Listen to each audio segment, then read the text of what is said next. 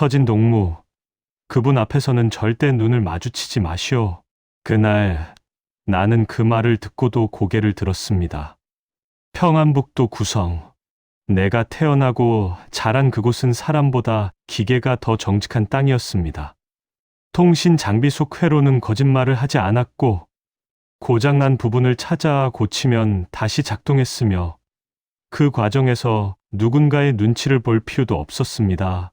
나는 그렇게 살았습니다. 조용히, 평범하게.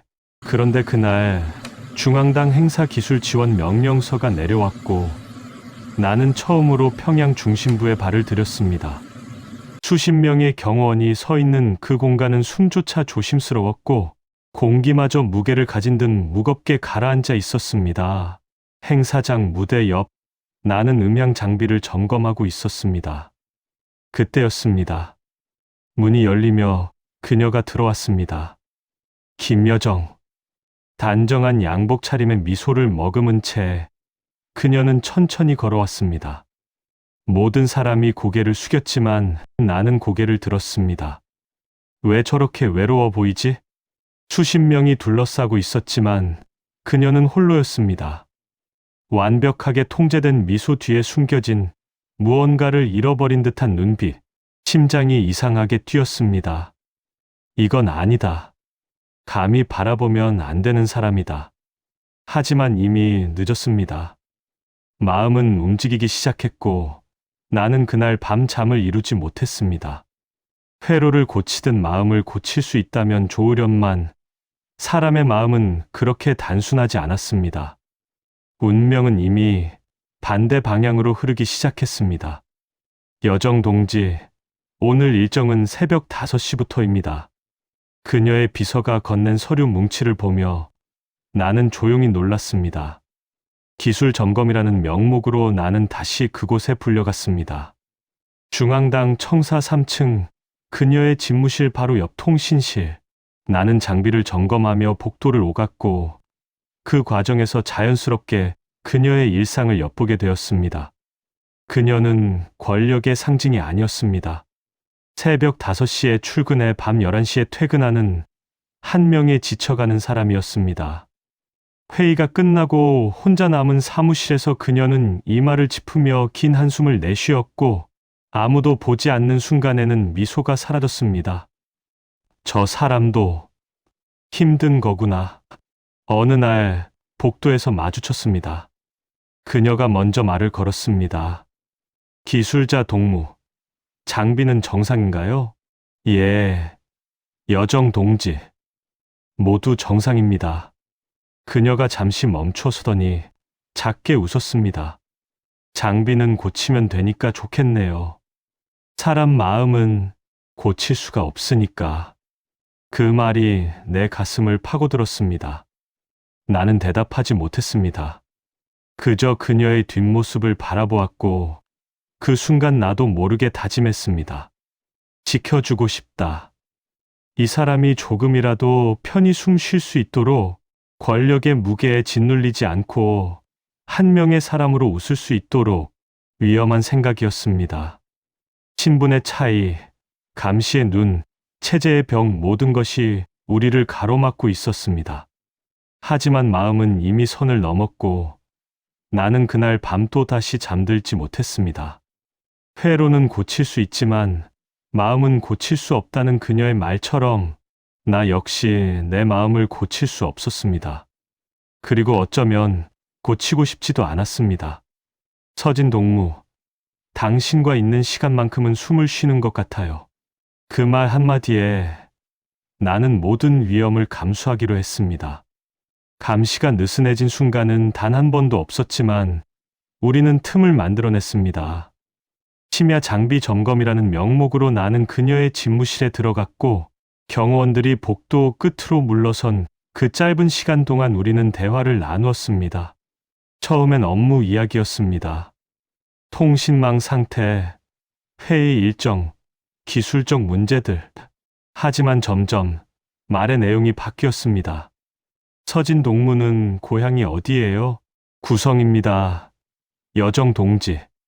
거긴 별이 많이 보이나요? 예, 밤하늘이 아주 맑습니다. 그녀는 창밖을 보며 말했습니다.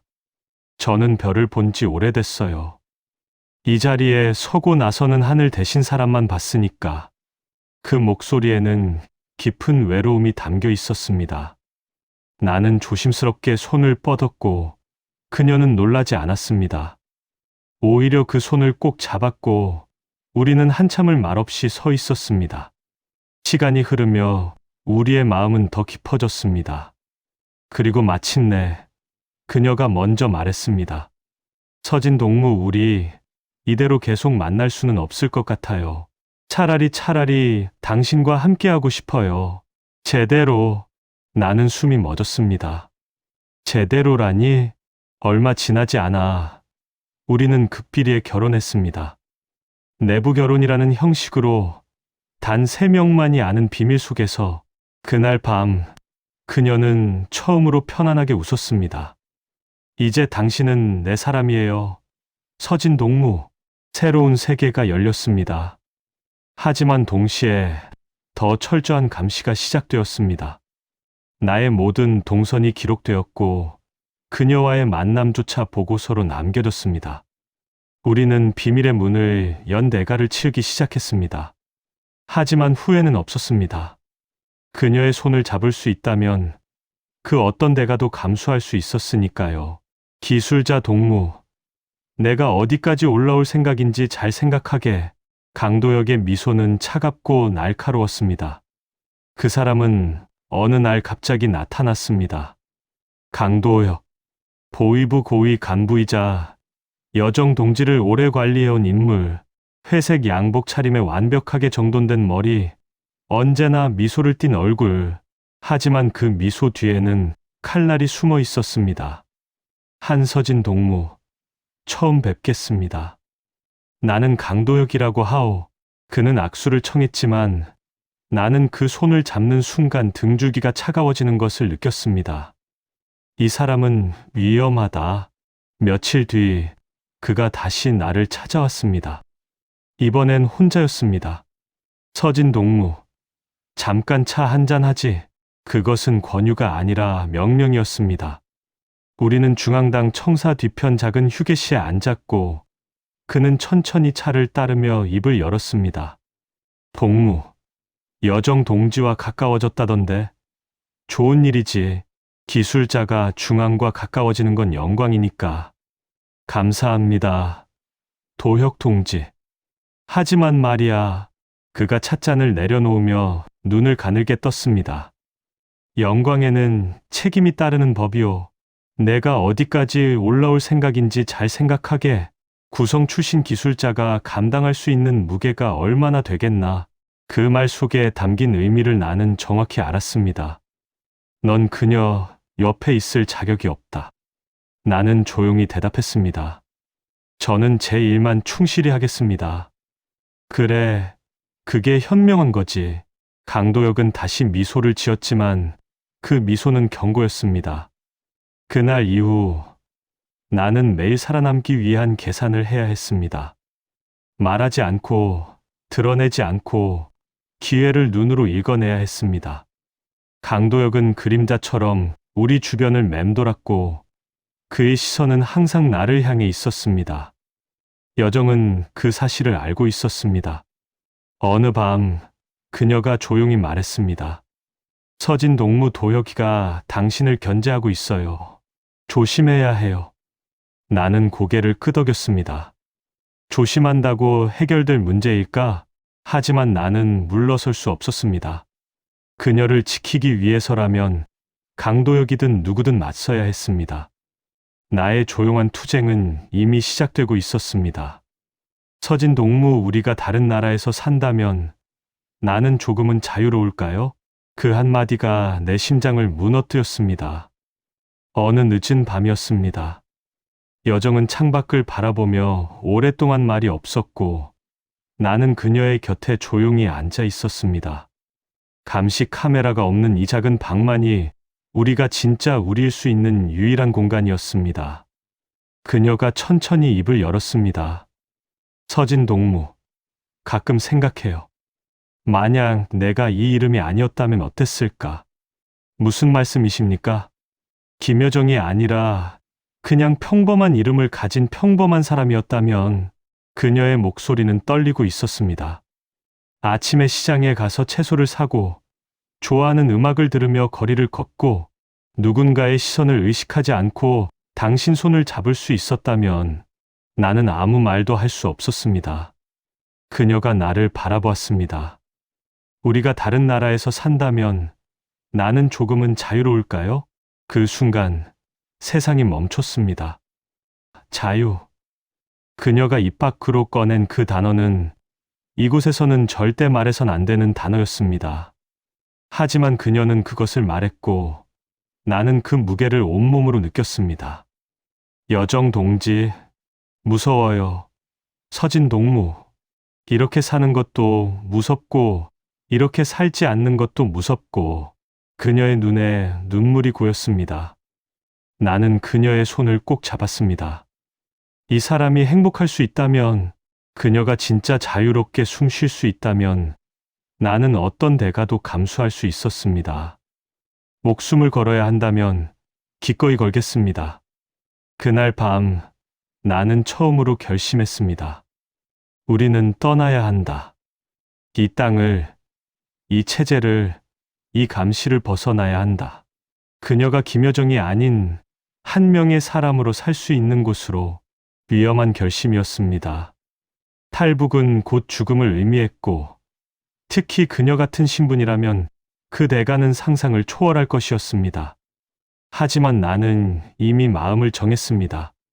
그녀를 위해서라면 나는 무엇이든 할 수 있었습니다. 여정 동지, 제가 방법을 찾아보겠습니다. 그녀가 놀란 눈으로 나를 바라보았습니다. 서진 동무, 그건 괜찮습니다. 제가 지켜드리겠습니다. 그날 밤 이후 나는 탈출 계획을 세우기 시작했습니다. 조용히, 철저하게, 누구도 눈치채지 못하게 자유라는 단어가 우리에게 씨앗으로 심긴 순간이었습니다. 거기서 멈춰라, 서진. 강도혁의 목소리가 어둠을 찢었습니다. 그날은 보름달이 뜬 밤이었습니다. 나는 석 달 동안 준비한 계획을 실행에 옮겼습니다. 국경 근처 경비 교대 시간, 감시망의 사각지대, 강을 건너는 최적의 루트, 모든 것을 머릿속에 새겼고 여정과 함께 움직였습니다. 자정이 지난 시각, 우리는 중앙당 청사를 빠져나왔습니다. 여정은 검은색 외투를 입고 모자를 깊이 눌렀었으며 나는 그녀의 손을 꼭 잡고 어둠 속을 걸었습니다. 심장이 터질 듯 뛰었지만 멈출 수는 없었습니다. 거의 다 왔다. 국경까지 남은 거리는 2km, 강만 건너면 우리는 자유였습니다. 그때였습니다. 뒤에서 차 소리가 들렸고 헤드라이트 불빛이 우리를 비췄습니다. 차에서 내린 사람은 강도혁이었습니다. 거기서 멈춰라, 서진. 나는 여정을 뒤로 감추며 그를 마주했습니다. 도혁 동지 길을 비켜주십시오. 길을? 하하. 내가 지금 무슨 짓을 하는지 알기나 하나? 강도혁이 권총을 꺼내 들었습니다. 여정 동지를 데리고 도망치려 한다고? 넌 미쳤어, 서진. 구성 출신 기술자 주제에 그녀는 자유로울 자격이 있습니다. 자유? 이 땅에 자유 따위는 없어. 내가 그녀를 데리고 가는 순간 너희 둘 다 죽는다. 총구가 나를 향했습니다. 마지막으로 묻겠다. 돌아갈 건가? 죽을 건가? 나는 대답 대신 여정의 손을 더 세게 잡았습니다. 그리고 뛰었습니다. 총성이 터졌습니다. 탕, 탕. 총탄이 내 팔을 스쳤고 뜨거운 통증이 번졌지만 멈출 수 없었습니다. 나는 여정을 감싸 안은 채 땅을 굴렀고 다시 일어나 강을 향해 달렸습니다. 서진 동무. 여정이 내 피를 보고 비명을 질렀지만 나는 그녀를 끌고 강둑으로 뛰어내렸습니다. 차가운 물이 온몸을 덮쳤습니다. 강물은 빠르고 차가웠으며 나는 여정을 놓치지 않기 위해 있는 힘껏 그녀를 붙잡았습니다. 뒤에서 강도역의 고함이 들렸지만 이미 우리는 물속으로 사라지고 있었습니다. 조금만 더. 폐가 터질 것 같았고 팔의 통증은 견딜 수 없었지만 나는 헤엄쳤습니다. 그리고 마침내 반대편 강둑에 닿았습니다. 나는 여정과 함께 땅 위로 기어 올라왔고 뒤를 돌아보았습니다. 강 건너편에 강도역이 서 있었습니다. 그는 더 이상 총을 쏘지 않았습니다. 우리는 이미 선을 넘었으니까요. 나는 흐르는 물 속에서 내 과거를 씻어냈고 새로운 생을 위한 문이 열렸습니다. 이제 당신은 한서준이고 저는 민여정입니다. 그녀가 새 신분증을 바라보며 조용히 웃었습니다. 한국에 도착한 날, 우리는 처음으로 햇빛 아래 서 있었습니다. 국정원 보호시설에서 석 달간의 조사를 마치고 우리는 새 이름을 받았습니다. 김여정은 민여정이 되었고 한서진은 한서준이 되었습니다. 서류상으로는 완전히 새로운 사람이었지만 우리는 여전히 우리였습니다. 서준 씨, 이상하지 않아요? 이름이 바뀌었는데도 당신은 여전히 당신 같아요. 당연하죠. 여정 씨, 이름이 바뀌어도 마음은 그대로니까요. 우리는 서울 외곽의 작은 아파트에 정착했습니다. 처음 열쇠를 받고 문을 열었을 때 여정은 한참을 멍하니 서 있었습니다. 이곳에는 감시 카메라가 없었고 보고해야 할 상급자도 없었으며 두려워해야 할 시선도 없었습니다. 그저 우리 둘만의 공간. 서준 씨, 여기가 정말 우리 집인가요? 네, 우리 집입니다. 그녀가 천천히 방 안을 걸으며 창문을 열었습니다. 바람이 들어왔고 그녀는 눈을 감고 그 바람을 맞았습니다. 이런 바람도 자유로운 바람이 따로 있는 것 같아요. 며칠 뒤 우리는 처음으로 함께 거리를 걸었습니다. 경호원도 없고 정해진 동선도 없고 보고서로 남길 필요도 없는 산책. 여정은 내 손을 꼭 잡고 천천히 걸었으며 가끔씩 멈춰 서서 주변을 둘러보았습니다. 사람들은 그녀를 알아보지 못했습니다. 그녀는 더 이상 김여정이 아니었으니까요. 그저 민여정이라는 평범한 이름을 가진 평범한 사람이었습니다. 서준 씨, 저 카페에 들어가도 될까요? 물론이죠. 가고 싶은 곳 어디든 가도 됩니다. 허락 없이요? 네, 허락 없이요. 그녀가 웃었습니다. 진짜로 마음 깊은 곳에서 우러나오는 웃음이었습니다. 카페에 앉아 커피를 마시며 여정은 창밖을 바라보았습니다. 그녀의 눈에 눈물이 고였습니다. 서준 씨, 고마워요. 저를 여기까지 데려와 줘서 저야말로 고맙습니다. 여정 씨가 저를 믿어줘서 우리는 손을 맞잡았습니다. 그날 밤, 여정은 침대에 누워 천장을 바라보며 말했습니다. 이제 무서운 꿈을 꾸지 않아도 되겠죠? 네, 이제 안전합니다. 서준 씨도 편히 주무세요. 이제 당신도 자유니까요. 그녀가 내 품에 안겨 잠들었고 나는 그녀의 고른 숨소리를 들으며 생각했습니다. 내가 지키고 싶었던 사람이 이제 내 옆에 완전히 서 있다. 더 이상 도망칠 필요도 숨을 필요도 없는 삶. 우리는 마침내 우리만의 세상을 찾았습니다. 서준 씨, 이런 작은 자유가 이렇게 큰 행복인 줄 몰랐어요. 여정이 새벽 시장을 걸으며 조용히 웃었습니다. 1년이 흘렀습니다. 민여정은 이제 매일 새벽 시장에 갔습니다. 채소를 고르고 과일을 만져보고 상인과 가격을 흥정하는 그 모든 평범한 일상이 그녀에게는 기적이었습니다. 한서준은 작은 통신회사에 취직했습니다. 구성에서 배운 기술이 이곳에서도 쓸모가 있었고 상사는 내 과거를 묻지 않았으며 동료들은 그저 함께 일하는 사람으로 나를 대했습니다. 평범한 삶, 그것이 우리가 꿈꿔온 전부였습니다. 어느 토요일 아침, 여정이 시장에서 돌아와 부엌에 장바구니를 내려놓으며 말했습니다. 오늘 시장 아주머니가 딸기를 덤으로 주셨어요. 단골이라고. 단골이요? 네. 이제 저도 단골 손님이래요. 그녀의 얼굴에는 자랑스러운 미소가 번졌습니다. 단골 손님. 그 작은 단어가 의미하는 것은 단순했습니다. 여정이 이제 이 사회의 일원이 되었다는 것, 누군가에게 기억되는 평범한 사람이 되었다는 것. 여정 씨, 행복하세요? 네, 서준 씨. 이런 작은 자유가 이렇게 큰 행복인 줄 몰랐어요. 그녀는 더 이상 권력의 상징이 아니었습니다.